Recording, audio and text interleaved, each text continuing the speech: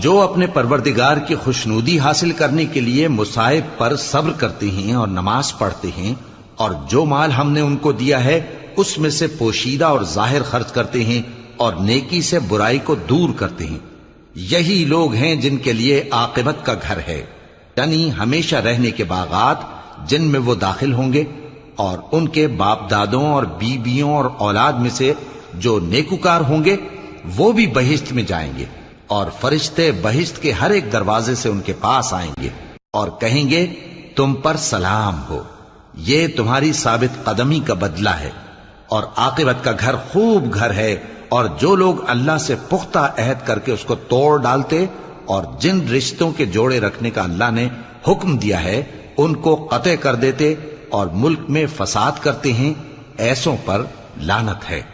اور ان کے لیے برا انجام ہے۔ اللہ جس کا چاہتا ہے